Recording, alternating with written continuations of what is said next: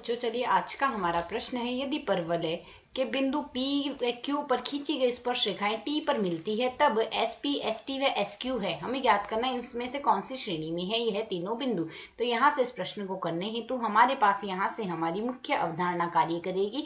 यदि हम यहाँ से परवलय लें y² बराबर 4ax, यदि यह हम परवलय का समीकरण लेके चलें तो इस परवलय पर किसी भी बिंदु के जो निर्देशांक होंगे वह होंगे at² 2at, और इस परवलय पर हमारे पास स्पर्श रेखा का जो समीकरण लिखा जाता है, स्पर्श रेखा का जो समीकरण होगा वह लिखा जाएगा हमारे पास yt बराबर में आएगा x प्लस at²। यह हमारे पास परवलय का समीकरण होगा। तो यहाँ से हम P व Q दो बिंदु लेके चलते हैं।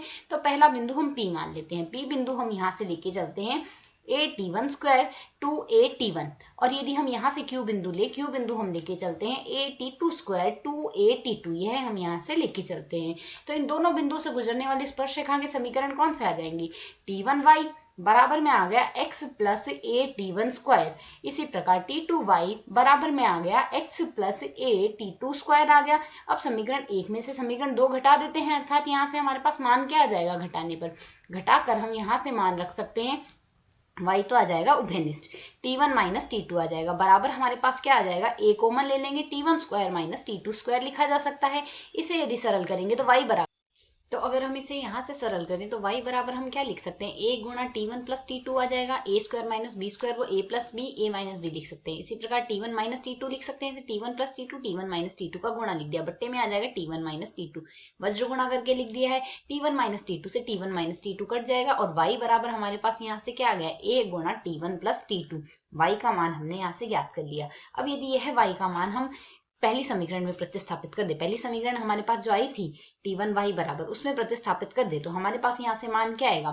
यहाँ से हम लिख सकते हैं a गुणा t1 से गुणा करेंगे इस पूरे पद को, तो t1 का square plus a t1 t2 आ गया, और बराबर में हमारे पास यहाँ से मान क्या बन जाएगा? यह मान आएगा x प्लस at1²। दोनों पक्षों में x at1² काट देंगे, तो x बराबर हमारे पास मान क्या आ गया? at1 t2। यह मान हमारे पास आ चुका है, यह मान हमने प्राप्त कर लिया है। अब यह बिंदु हम T माने तो T के निर्देशांक हमें क्या प्राप्त हो गए? at1 t2, at1 plus t2, यह हमारे पास यहाँ से मान आ चुका है।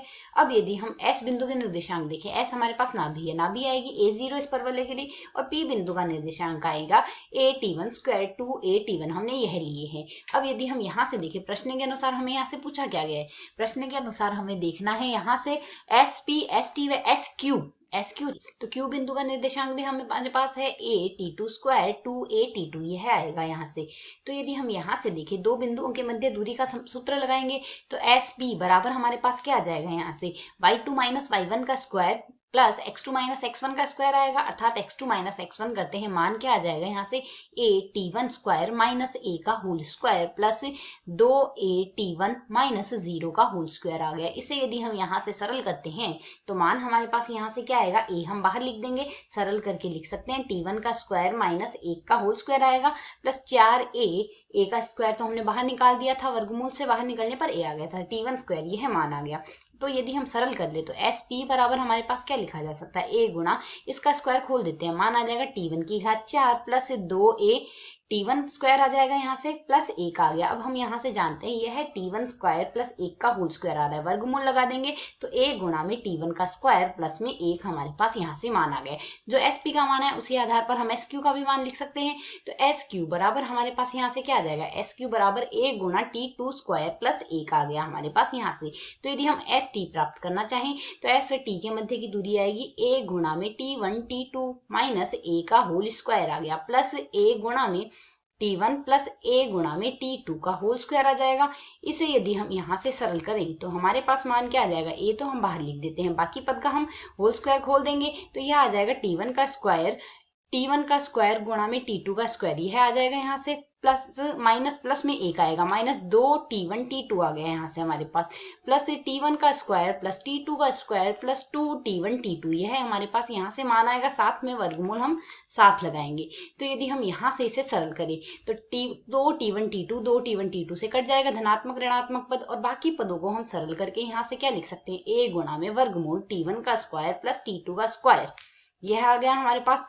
और साथ ही बचा हुआ पद हमारे पास यहाँ से क्या लिखा जा सकता है? यह हमारे पास यहाँ से आएगा इसे सरल करके क्या लिख सकते हैं, T1 का स्क्वायर T2 का स्क्वायर प्लस में आ रहा है हमारे पास यहाँ से 1 plus T1 square T2 square आ गया। तो यदि हम यहाँ से देखें, इसे देखने पर हमारे पास फर्स्ट है एस टी का जो वर्ग आ रहा है वह हमारे पास किसके बराबर आ रहा है, वह आ रहा है हमारे पास एस पी गुणा में एस क्यू के बराबर। अर्थात यदि हम यहाँ से देखें एस पी एस टी व एस क्यू, यहाँ से हमारे पास क्या होंगे, गुणोत्तर श्रेणी में है, तभी यह आ रहा है हमारे पास यहाँ से गुणोत्तर श्रेणी में। यदि ए बी सी गुणोत्तर श्रेणी में हो तो यहाँ से हमारे पास क्या आता है, बी स्क्वायर बराबर ए गुणा सी। तो यदि हम यहाँ से विकल्पों से तुलना करें तो हमारा कौन सा विकल्प यहाँ से सही होगा, विकल्प सी यहाँ से हमारा सही हल होगा। आशा है समझ आया। धन्यवाद।